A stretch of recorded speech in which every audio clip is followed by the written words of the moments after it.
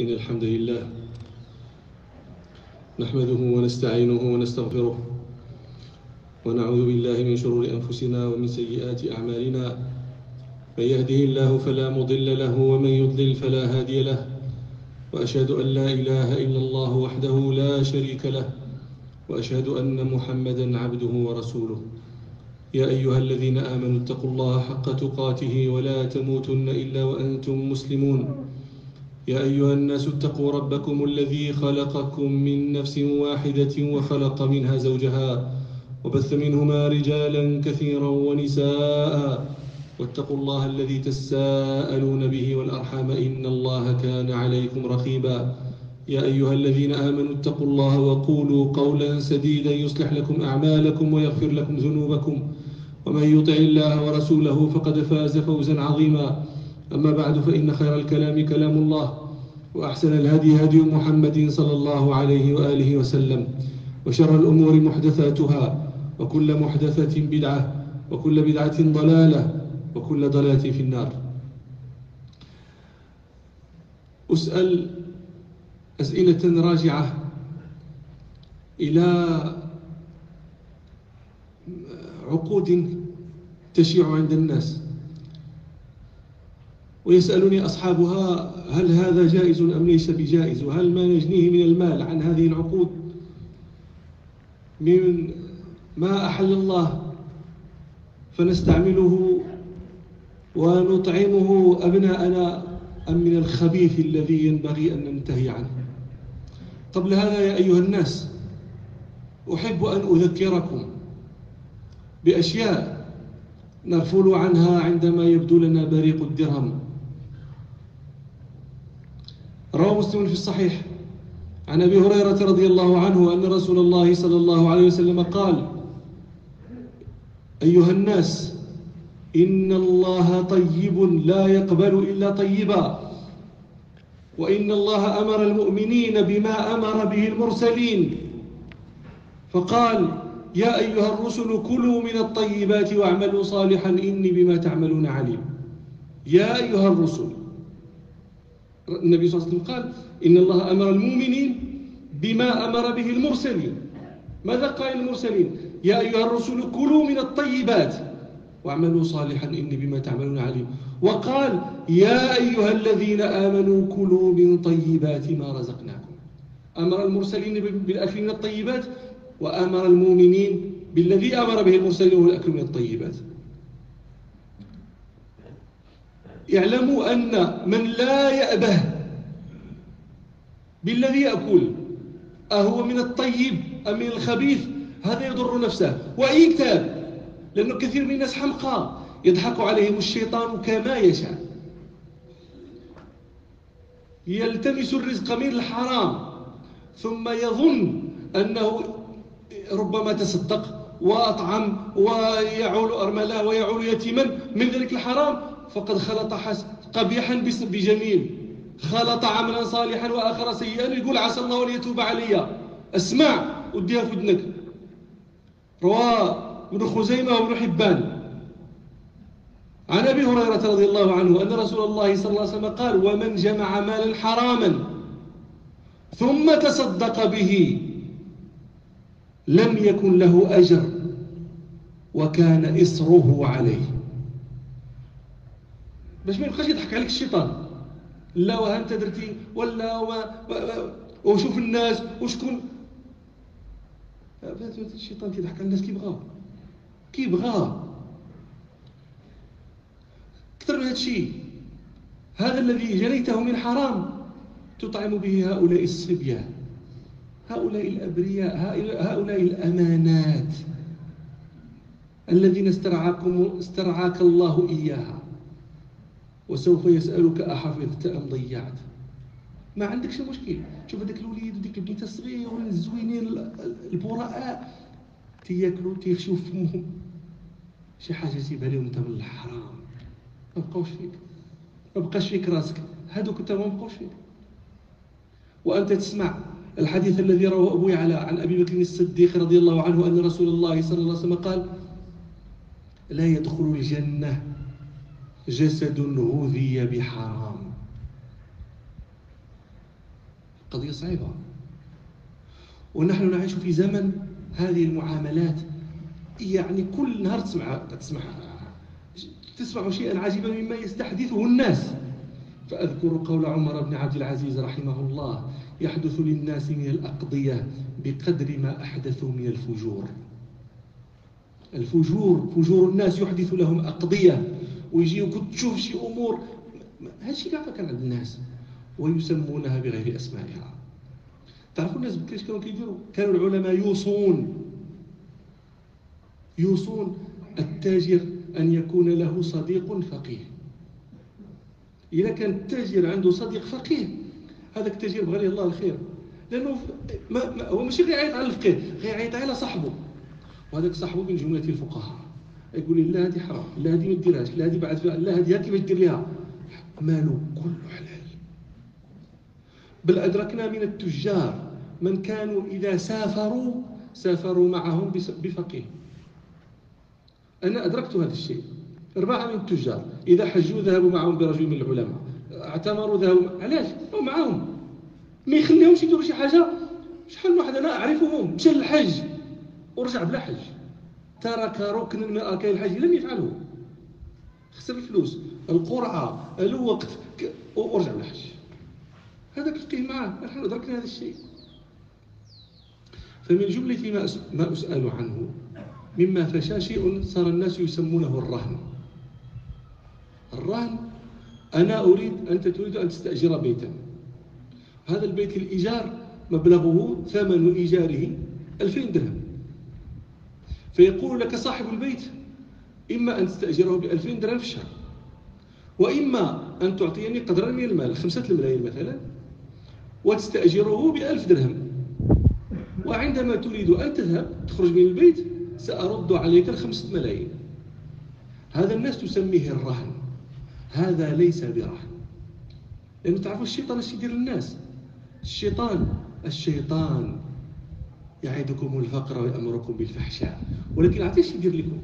ايش يدير للناس؟ ما تيخليهاش سميتها الفحشاء، تيردها سميه اخرى، لأن سمية الفحشاء المسلم ما تيبغيهاش، فهو تيخليها فحشاء، تيبدلها السمية، تيدير لها الرهن.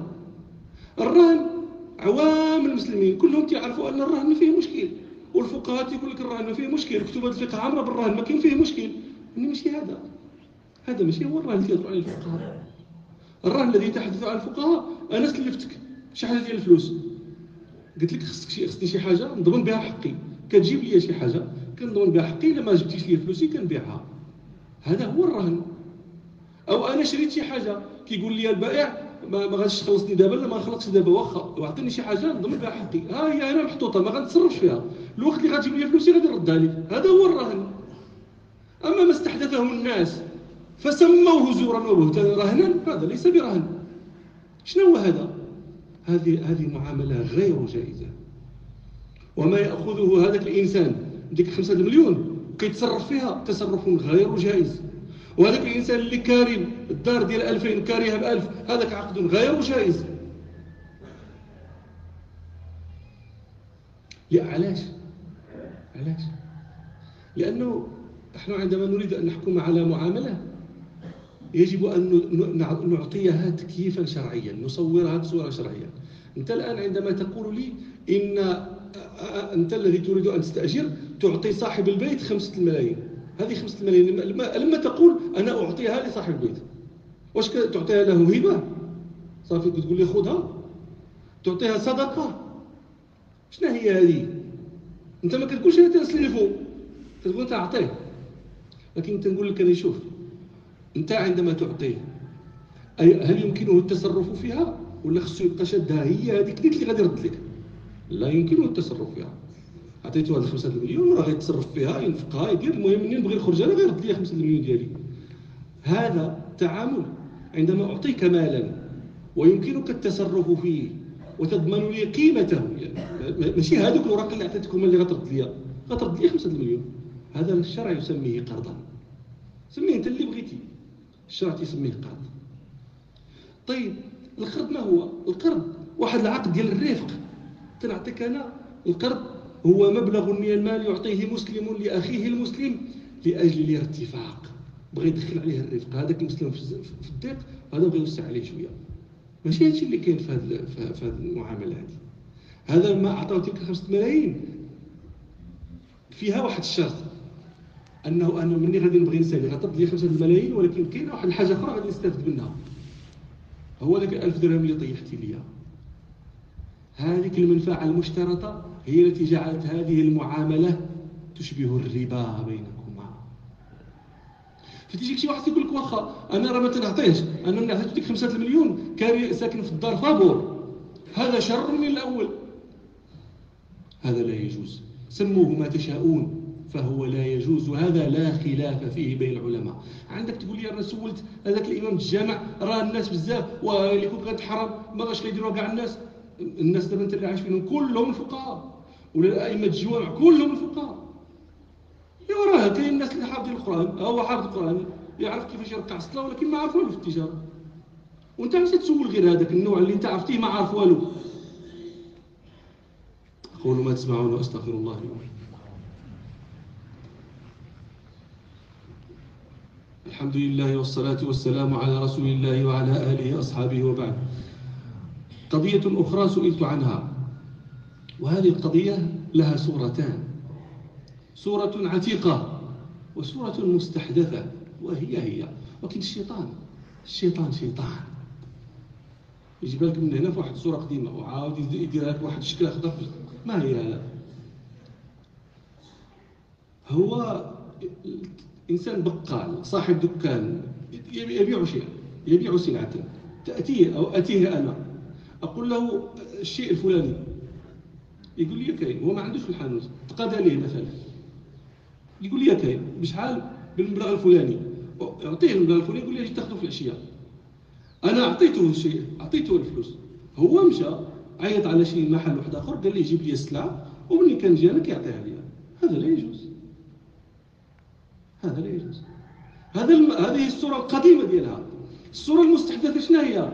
هو لما يكلمني إنسان يقول لي أنا تندير واحد الموقع في الانترنت، تندير واحد الصفحة، هذيك الصفحة تندير فيها البضائع ديال شي، مثلا أنت عندك حانوت، أنا كنفتح الصفحة ديال في الانترنت وكندير البضائع ديالك اللي عندك في ذاك الحانوت. كتجي أنت كتدخل الصفحة ديالي في الانترنت كتشوف هذاك المنتوج، كتخلصني. مني كتخلصني انت كندخل عندك كيدخل لي الفلوس عندي، كنمشي انا كنصيفطو لك، كنمشي عند فلان وتنصيفطو لك عندك. هذه صوره جديده، اللي تيعرف هذا الشغل هذا راه عارف علاش تنهضر، واللي ما تيعرفش بزاف في الانترنت وهذه المواقع في هذا الشيء راه بحال الصوره القديمه. تمشي عند واحد تيبيع البياس ديال الطوموبيل، تمشي عند واحد تيبيع الجليج، تمشي عند شي واحد تيبيع، تقول لي انا بغيت هذا الجليج، والجليج ما عندوش، تقاد لي هذاك النوع الجليج ما عندوش، حتى في الديبو ما عندوش، ولكن عند صحابو الجليجيه اخرين باش يدير الكود يتخلص منك، ومن بعد باش يضمن انك انت غتاخذ، ومن بعد عاد يمشي ياخذ الجليج وتيجيبو لك. هذا لا يجوز. رواه احمد والترمذي وابو داود والترمذي والنسائي ان حكيم بن حزام رضي الله عنه قال يا رسول الله اسال عن الشيء يطلب مني الشيء وليس عندي افابيعه؟ نبيعه وناخذ فلوس ونمشي نعطيه المولى. فقال له رسول الله صلى الله عليه وسلم لا تبيع ما ليس عندك. وهذه مسألة إجماعية بين العلماء، كلهم تيشترطوا أن الشيء اللي غتبيعه خصك تكون مالكو. هما القدام كانوا تيفسروا بيع ما لا يملك بحال تيقول لك تنبيع عليه الحوت في الماء ولا تنبيع عليه الطير في الهواء، ما مالكوش انت. هذه أمور لا ترى إلى ما يفوتك منها، تقول بزاف هادشي حنا يزيروا عنا هادشي، ولا ما بعتيش هكا وما درتيش هكا، واش غنبقاو نديرو؟ غتبقى تصفي، غتبقى تدخل على وليداتك الحلال الذي يبارك الله لك فيه. قبل أن آتيكم حدثت عن قوم في جهة يعملون في كل معاملة يعقدون يأخذون عليها رشوة، في كل معاملة، ويمكن في النهار واحد شي 20-30 معاملة، وياخذوا على كل معاملة 200 درهم و 300 درهم. فلما حدثني محدثي بهذه القضية قلت بزاف هادشي. تدرون ماذا قال لي هذا الذي يحدثني؟ قال لي والله واحد كان خدام معهم تيقول لك ولا واحد فيهم طفر، كلهم اما تتبان لهم مشاكل في الولاد ولا هذا ولا هذا. نستغرب نحن هذا الشيء.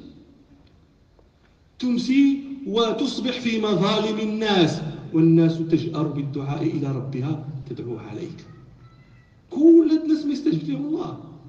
ايش دخلتي لدارك؟ ماذا حزت إلى رحالك؟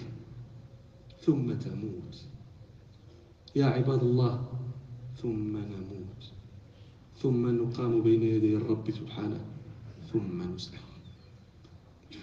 اللهم اهدنا فيمن هديت، وعافنا فيمن عافيت، وتولنا فيمن توليت، واصرف عنا شر ما قضيت، فإنك تقضي ولا يقضى عليك، إنه لا يعز من عاديت ولا يذل من واليت، تباركت ربنا وتعاليت.